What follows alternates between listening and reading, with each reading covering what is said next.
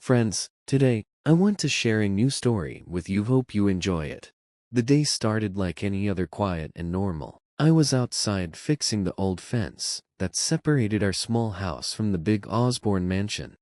The Osborne house, with its huge yard and tall white pillars, always seemed like something from another world, even though it was just across the street.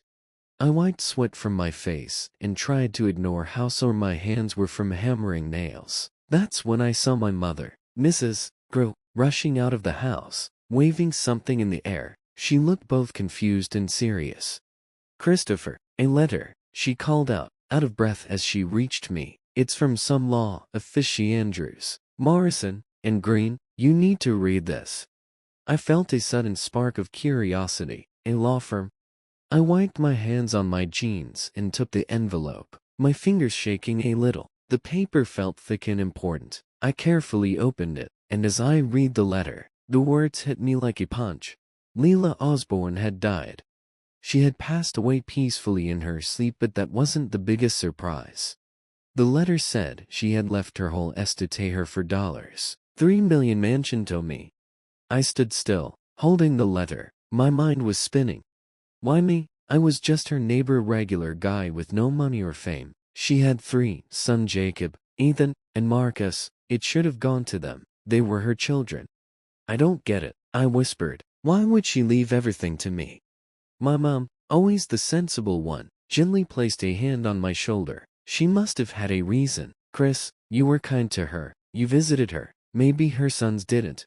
But that didn't seem like enough. I hadn't done anything special. I sometimes helped with small things around her house, fixed the gate, ran errands, but that's just what neighbors do." Still, I kept thinking about it. Was her relationship with her sons really that bad? That evening, Belina, Leila's caregiver, came to our door. Her face was pale, her eyes full of sadness. She had stayed with Leila during her last months. If anyone knew the truth, it was her. "Helena, what happened? Why would Leila leave me everything?" I asked as soon as she sat her day down. Helena sighed and sat her day at our kitchen table. "Leila was very lonely, Chris. Her sons weren't there for her. Not like you were. They hardly visited, even after she got cancer. But you came by often. You cared." I felt both guilty and confused, but they were her sons. "They left her," Helena said, her voice shaking. "Leila kept hoping they'd come back, that they'd care, but they didn't. So she changed her will. She wanted someone who truly cared to have everything, not the people who turned their backs on her." I sat her down slowly, her words sinking in. Leila wasn't just the rich woman across the street. She was a woman who had been hurt and left alone by her own family. The kindness of strangers had brought her comfort, and now, I was the one she had chosen to leave everything to.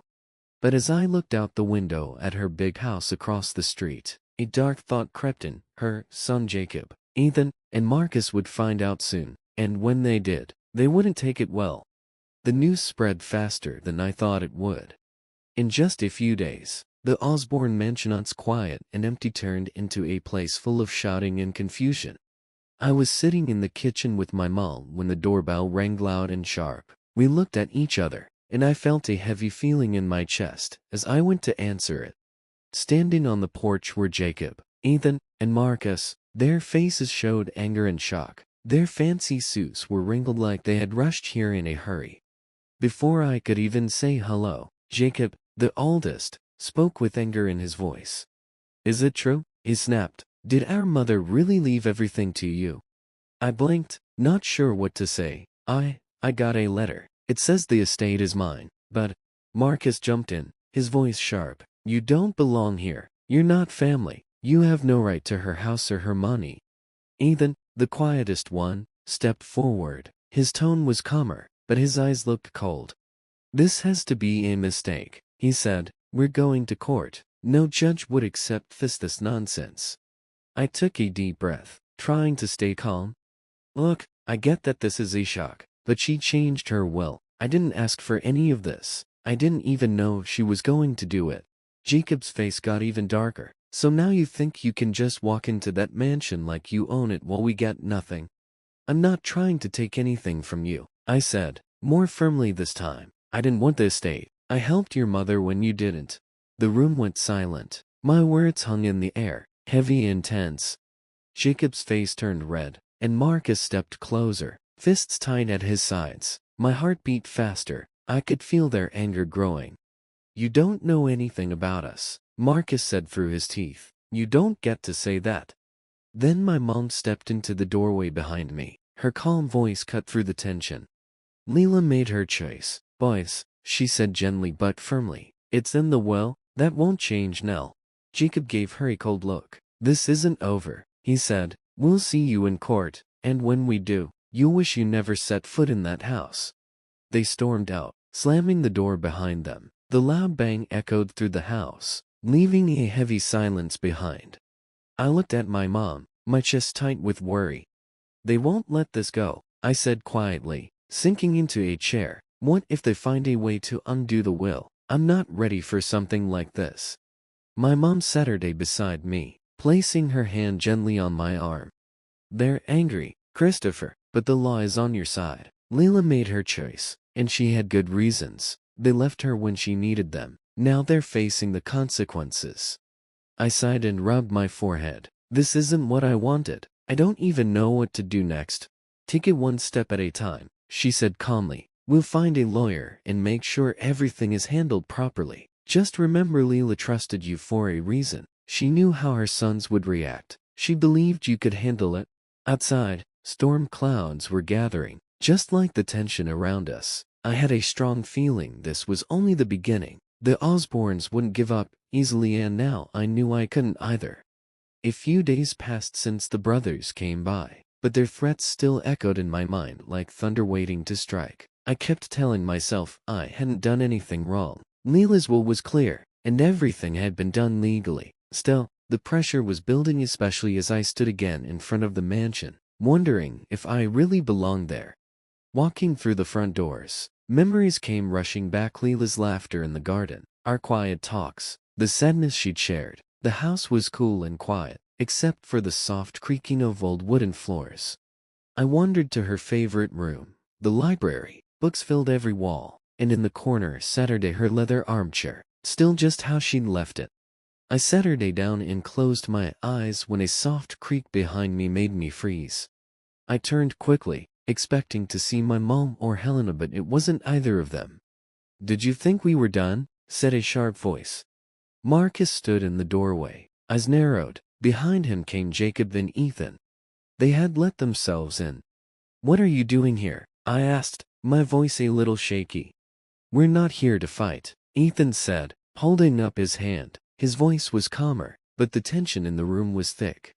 "We just want to talk," Jacob said, though his eyes looked anything but peaceful. I stood up, trying to stay calm. "There's nothing to talk about. Leela's will is final." "Is it?" Marcus smirked and pulled a folded piece of paper from his jacket. "We found something that changes everything." I stared at the paper, my heart racing. "What is it?" "It's a letter from our mother. She wrote it a few months before she died," Marcus said, sounding proud. He slowly opened the paper. "She said she was rethinking the will, that she felt pressured."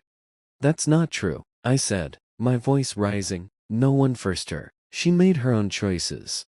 Jacob stepped closer with the letter still in his hand. "We'll see what the courts think, but for now, we're giving you a chance. Hand over the estate quietly, or we take this to court." I felt sick.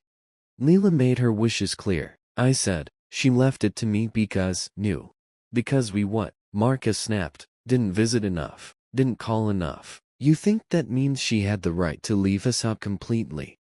I didn't answer. The truth was painful. They hadn't been there, but saying that now would only make things worse. Then, a sound came from upstairs. We all frowned. See, the floor creaked. Footsteps. Someone else was in the house. "Who's up there?" Marcus said, already moving toward the stairs. I stepped in front of him. "Wait, this is my house." "No, it's ours," Jacob said, pushing past me. We all climbed the stairs, tension growing with every step. The hallway was dark, light barely coming in through the curtains. The footsteps had stopped, and now the silence felt heavy. Marcus reached Leela's old bedroom and pushed the door open. We all stopped. Sitting on the edge of the bed was Leela. Alive. Her skin was pale, and tears were on her cheeks. She looked up at her sons with a mix of sadness and anger. "My children," she said softly, "I faked my death, just to see if you would come, to see if I mattered to you. And now, after all these years, you show openly because of the inheritance. You should be ashamed. The moment you thought I was gone, you rushed in like vultures." She shook her head slowly. "You never needed me. You needed my mansion, my money." Jacob couldn't speak. Marcus stepped back, his anger gone. Ethan stared at the floor, silent and pale. Leela's voice grew stronger. "Didn't I deserve your love while I was still alive?" she asked, wiping away a tear. "All I ever wanted was your care, but you never came when I needed you most." Her words filled the room like thunder. The brothers, who had come in full of rage, were now quiet, weighed down by guilt. Leela turned to me and gave a small, tired smile. "I've made my choice," she said gently. "The mansion belongs to Christopher. He was there when I needed someone. He cared when you didn't." Marcus clenched his fists but stayed silent. Jacob shook his head. Ethan kept staring at the floor, too ashamed to look up. And just like that, the storm they had brought faded, leaving only the silence of their regrets, and the choice Leela had made from the heart.